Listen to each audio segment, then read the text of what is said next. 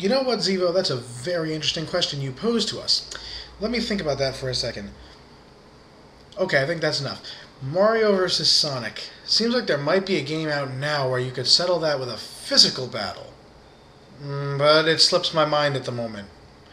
Anyway, when it comes to the old school games, I also involved myself with all of them. I played all the original Marios, and I've played all the original Sonics, barring Sonic CD, because my friend didn't have the Sega CD add-on. And I have to say, I agree with some of what she said. Mario definitely was a little one note in the storyline area, but then games in the NES, SNES, Master System, Genesis era weren't really always about the story anyway, because you had to cram what you could on the disc, and I'd sacrifice story for better gameplay back in those days any day. But then I didn't know about story, but I know now. Looking back, I would have to say that I actually enjoy Mario more, because Sonic I will go back to every once in a while as a niche little thing. I'll play it for a while, kind of get frustrated. I can go back and play Mario 1, Mario 2, Lost Levels, Mario 3, and Super Mario World. And in fact, Super Mario World I will probably play as soon as I get my DS back to play the Game Boy Advance version of it, as much as I want, because those games are just classic. So my choice would have to be, in terms of just which game I'd rather have, would be Mario.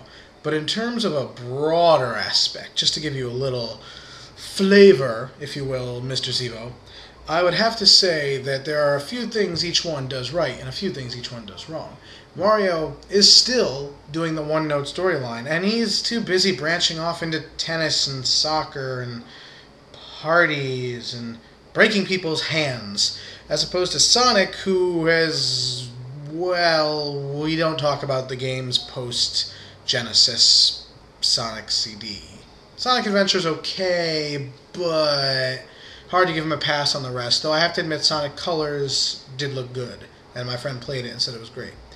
But, and this is going to sound like heresy to all you Nintendo fans, there is one thing that Sonic does a lot better in the classic games, and that is music.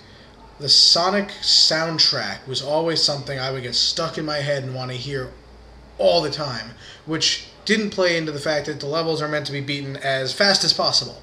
So you really didn't get to experience it. But the soundtracks in Sonic Adventure and Sonic Adventure 2 branched off a little, but were still varied. And Mario really didn't get good soundtracks. They were okay, but they didn't get good until the recent Galaxy games, in which they got full orchestras to do it. But there's one thing Mario does well. Mario would give me a blue shell to huck at the people in the front house next door who will not shut up and let me enjoy whose line is anyway. But anyway, when it comes to what I would rather play now, I do have to give you one final thought. That there might be a game out now with a sequel coming out soon that would be far superior and trump any Sonic or Mario game ever made, and would probably be my two favorite games ever made.